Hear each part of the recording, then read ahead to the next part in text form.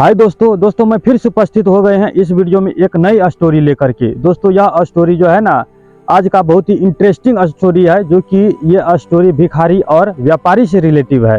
ठीक है, तो इस स्टोरी में आप लोग को ये सीख मिलेगा कि भिखारी से व्यापारी किस तरह से दूरी तय किया गया है। ये चीज़ आप लोग को पता चलेगा इस स्टोरी से। इस स्टोरी से आप लोग को बहुत बड़ा सीख मिलेगा अंत में जा कर के कि आदमी का ज़िंदगी जो है ना कब बदल जाएगा ये कोई ठिकाना नहीं है, समझे। तो इसलिए आप लोग इस स्टोरी के शुरू से अंत तक देखिए।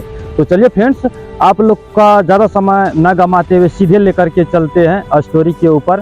दोस्तों स्टोरी को शुरू करने से पहले आप लोगों से एक छोटा सा रिक्वेस्ट है। अगर आप लोग मेरे चैनल पर पहली बार आए हैं और अभी तक मेरे चैनल को सब्सक्राइब नहीं किए हैं, दोस्तों क्या कर रहे हैं, आज जो है मेरे स्टोरी में स्टोरी की भावनाओं में खोने वाले हैं। इसलिए जो है ना आप लोग इस चैनल को अभी तक सब्सक्राइब नहीं किए हैं तो आप लोग इस चैनल को सब्सक्राइब कर दीजिए।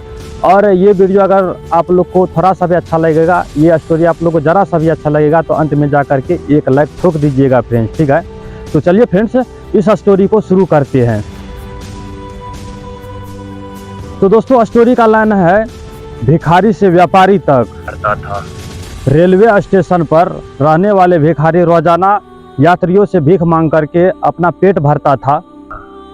एक दिन जब वह ट्रेन में भीख मांग रहा था तो उसने एक लंबे सूट-बूट व्यक्ति को देखा। भिखारी ने सोचा उस समय यह व्यक्ति बहुत बड़ा अमीर है और वह मुझे एक अच्छी भीख देगा। और वह भिखारी ने उस व्यक्ति के पास गया और हाथ फैलाया और वह लंबे व्यक्ति बहुत बड़ा व्यापारी था। तो उस व्यापार ने उस भिखारी से कहा, तुम हमेशा मांगते ही रहते हो, क्या तुम कभी किसी को कुछ देते भी हो? तो भिखारी ने व्यापारी को जवाब दिया है, साहब मैं तो एक भिखारी हूँ, मेरी इतनी औकात कहाँ है कि मैं किसी को कुछ दे सकूं। तो व्यापारी ने मुस्कुराया और बोला, जब तुम्हारे पास मुझे देने के लिए कुछ नहीं है तो तुम्हें मांगने का भी कोई हक नहीं, क्योंकि मैं एक व्यापारी हूँ और लेन देन में विश्वास करता हूँ। अगर तुम्हारे पास मुझे देने के लिए कुछ है तो तभी मैं आपको कुछ दूंगा। तो दोस्तों ये कहकर व्यापारी ने ट्रेन में बैठकर चला गया। तो दोस्तों सोच का बदलाव, उस व्यापारी का बात भिखारी के दिल पर लग गई। तब उसी समय उस भिखारी ने सोचने लगा, मुझे भीख कम क्यों मिलती है? शायद इसलिए कि कभी मैं किसी को बदले में कुछ नहीं देता हूँ, क्योंकि मैं तो खुद एक भिखारी हूँ और किसी को क्या दे सकता हूँ। और ये सवाल उस भिखारी के मन में 2 दिनों तक चलता रहा। दोस्तों फिर जब तीसरे दिन वह भिखारी रेलवे स्टेशन पर बैठा हुआ था तो उसकी नज़र कुछ फूलों पे पड़ी। तो उस भिखारी ने सोचा, क्यों न मैं भीख देने के बदले में उन लोग को कुछ दे दूं। उस भिखारी को यह विचार बहुत पसंद आया। तो उस भिखारी ने फूल तोड़े और ट्रेन में बेचने चले गए, ट्रेन में भीख मांगने चले गए। तो उस दिन के बाद जो भी आदमी उसको भीख देता था उस भिखारी को, तो उसके बदले में वो भीख देने वाले को सुंदर फूल दे देता था और लोग खुश होकर के उसके फूल ले लेते थे। और धीरे धीरे ये सिलसिला बढ़ता गया और भिखारी को पहले से ज़्यादा लोग भीख देने लगे, क्योंकि भीख देने वाले लोगों को बदले में कुछ मिलता था।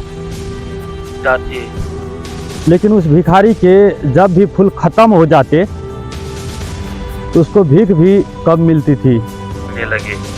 तो ये देख करके उस भिखारी ने रोज बहुत सारा फूल इकट्ठे करने लगे थे।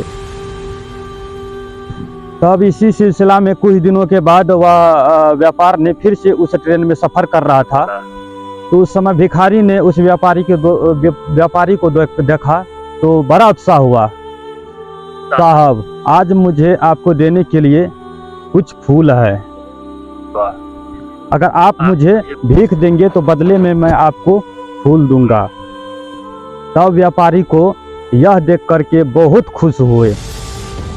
तब उस भिखारी ने उस व्यापार को कुछ फूल दिए और व्यापारी ने मुस्कुरा कर कहा, आज तुम भी मेरे तरह एक व्यापारी बन गए हो। हर ये सुन कर के भिखारी ने बहुत खुश हुआ और उस भिखारी ने पहली बार भिखारी से बढ़कर महसूस किया। अगर फिर वो भिखारी ने सोचा, फूलों से अगर मैं इतना कमा सकता हूँ तो क्यों न मैं इसे एक बहुत बड़ा व्यापार बना दूँ। उस दिन से उस भिखारी ने धीरे धीरे कुछ पैसे बचाने लगे और फूलों का बहुत बड़ा स्टॉक खरीदने लगा और उसका व्यापार बढ़ने लगा। और कुछ ही महीनों में वह भिखारी ने एक बहुत बड़ा बिजनेसमैन बन गया। 6 महीने बाद वही रेलवे स्टेशन 2 सूट बूट पहने व्यक्ति यात्रा कर रहे थे। दोनों ने एक दूसरे को देखा और बहुत मुस्कुराए।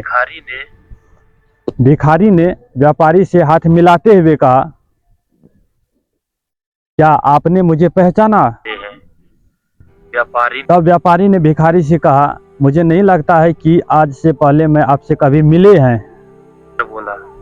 तब भिखारी ने हंसकर बोला, नहीं, आज हम पहली बार नहीं, तीसरी बार मिल रहे हैं। तब व्यापारी ने भिखारी से हैरान होकर पूछा, तो पहले 2 बार कब मिले थे?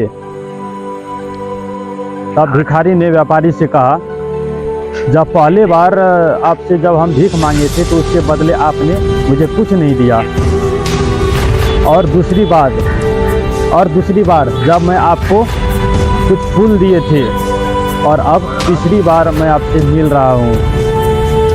लेकिन इस बार मैं भिखारी नहीं बल्कि एक सफल फूल व्यापारी हूँ। तब व्यापारी ने अचंभित हो गया। तब वह व्यापारी ने उस भिखारी को नीचे से ऊपर तक देखा और व्यापारी ने अचंभित हो गया और कहा, तुम वही भिखारी हो? तब भिखारी ने मुस्कुराते हुए जवाब दिया, हाँ, आपने मुझे पहली बार बताए थे, कुछ पाने के लिए कुछ देना पड़ता है। और दूसरी बार आपने मुझे पहचान बताई कि मैं एक व्यापार बन चुका हूँ और मैं आपके बातों को जीवन में अपनाया और आज मैं फूलों का बहुत बड़ा व्यापारी हूँ। तब वह व्यापारी ने भिखारी को गर्व से कहा, और मैं जानता था कि तुम में कुछ खास है और तुमने साबित कर दिया कि सोच बदलने से जिंदगी बदल सकता है। तब दोनों खुशी से हंसने लगे। और दोस्तों, कहानी का सीख गिव एंड टेक, जीवन में पाने के लिए देना सीखो। यही व्यापार और सफलता का मूल मंत्र है। सोच बदलो, जिंदगी बदलो, हर समस्या का हल होता है। भिखारी को लगा वह कुछ नहीं दे सकता, लेकिन वह फूलों को देख करके रास्ता खोज लिया। आत्मसम्मान और आत्मविश्वास, खुद को कम मत समझो, अपने काबिलियत को पहचानो और आगे बढ़ो। दोस्तों, इस कहानी का सार यही है, आप अपने सोच को बड़ा बना ले तो कामयाबी आपके कदम चूमेगी।